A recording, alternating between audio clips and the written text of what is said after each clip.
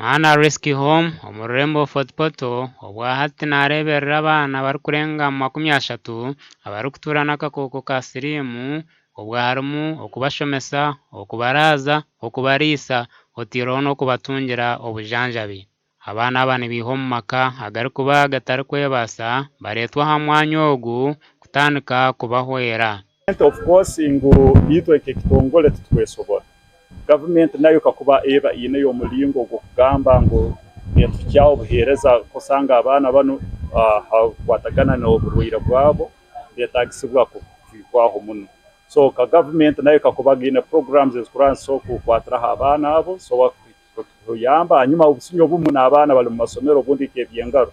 Maybe kukwatira ugamba abana banuna bagenda mu kusoma kebyengaro, maybe technical schooling government so gamba hati so wala kwa sponsoringa na program kezo. Then on top of that na trainings ezimu kurora ngo how abantu abakorera abana bano batunga okugwo kuteraho kuba nabo mbetaga kuba updated new medications ezkwija obutantabi okwiza emibazi y'emyaka. So ekyo nakyo government okwijamo ekakonyera kurora abana abahibo kezo. Abakabano batunga obuhwezi kuruga America bitu bwija bwayemerezibwa ekizire kurabansamu emirimo yabo. Trying to feed HIV positive children, they have to have their protein, meat, fish and such. It's running us approximately close to 2 million shillings a week to take care of this home. That's not school fees, that's not other things. One of my major challenges that had me very, very concerned is when U.S. aid backed out. I was really fearing for the medicine for our kids.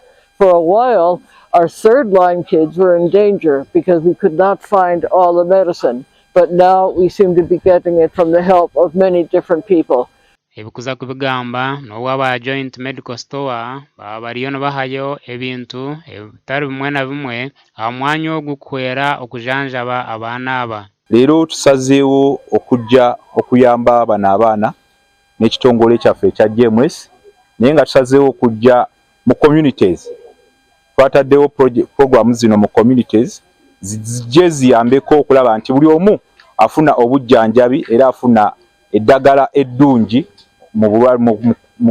mu facilities ezisinga.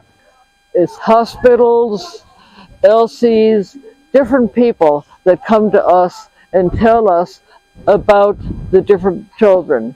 And then Jeffrey and David and others investigate the home and see if the home these children are in can continue to take care of their kids or if we should take them in to strengthen them and get them going.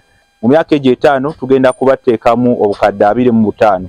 Buli mwaka tugenda bawanga obukadde 5.